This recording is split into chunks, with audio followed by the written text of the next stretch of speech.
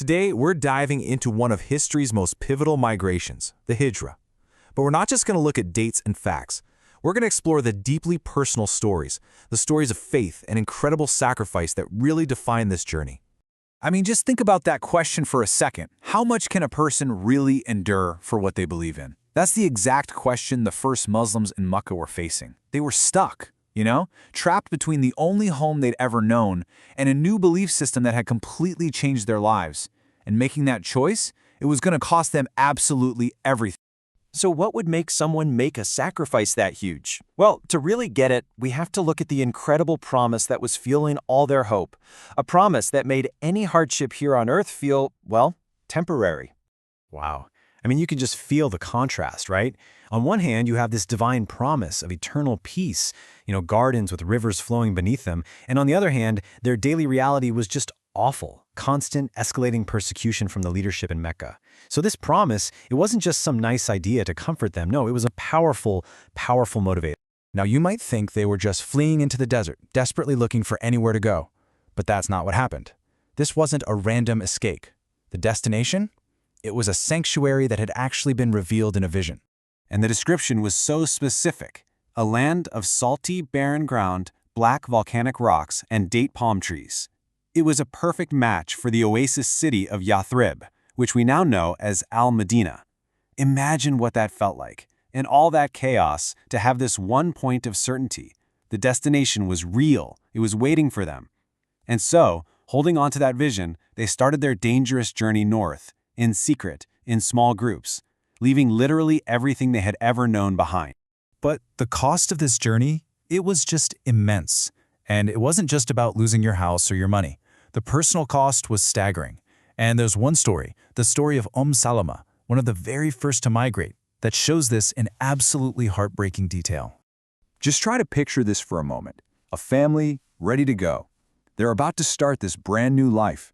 Everything's packed, they're ready, but just as they're about to leave, their own families, their own clans violently stop them. And just like that, in one single, brutal moment, her entire world was shattered. Her own clan held her captive, her husband's clan literally ripped her son from her arms, and her husband, Abu Salama, was forced to flee to Al-Madeenah all by himself. She was left completely and utterly alone. For a whole year. One entire year. Can you even imagine?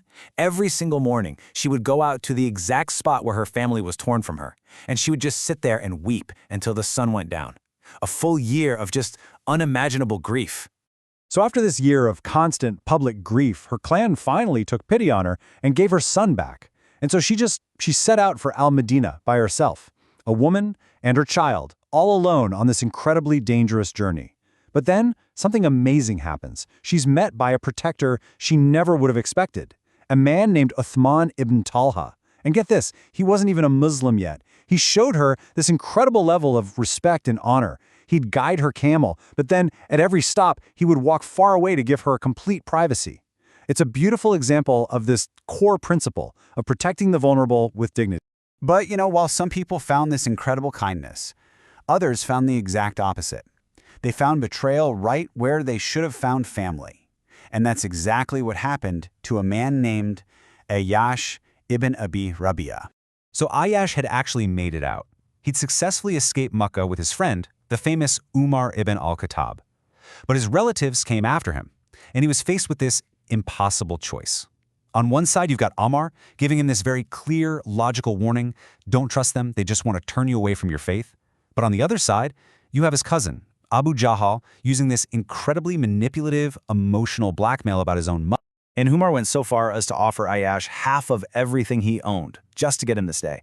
But that pull of family, his love for his mother, it was just too strong. He agreed to go back. And of course, on the journey, his trust was completely broken. Abu Jahl tricked him, overpowered him, tied him up, and then dragged him back to Mecca in chains for everyone to see. It was an absolute gut-wrenching betrayal. So now back in Mecca, Ayyash and another friend, Hisham, are prisoners, and they're being put through this terrible trial for their faith. And under all that pressure, they broke. They faltered. And this raises a really critical question, doesn't it? For someone who falters like that, under that kind of extreme pressure, is all hope lost? I mean, from our perspective, you might think so. They were captured, they gave in. But back in Al-Madeenah, their friends, especially Umar, they absolutely refused to give up on them. And then, something incredible happened. A divine revelation came down, and it offered a way back. And the message wasn't, "You failed." It was a message of boundless, infinite mercy. It was speaking directly to anyone who felt like they had messed up too badly, telling them, never, ever despair of forgiveness. Omar, as soon as he heard this, wrote these verses down on a scroll and sent it straight to his friends back in Makkah. And that scroll, that message, it was a lifeline. It was everything. It reignited their hope. It gave them the strength and the courage they needed to break free. And they did it. They escaped and finally completed their migration. And this story, it just shows you this incredible principle of their brotherhood. You never, ever give up on each other, no matter how far it seems they've fallen. So when you put all these stories together, Salama's grief, Ayyash's betrayal, Omar's loyalty, what you really see is that the Hijrah is a story about humanity being pushed to its absolute breaking point. It's about enduring separation, betrayal, even torture, all for the sake of what you believe in. In the end, what this entire journey shows us is that faith isn't about avoiding hardship. It's about finding hope right in the middle of it. The Hijrah is this incredible triumph of patience and an unshakable trust that, well, that even in the darkest night, a new dawn is going to break. And it leaves us all with a pretty profound question to think about. What does true conviction really look like when you're facing impossible odds?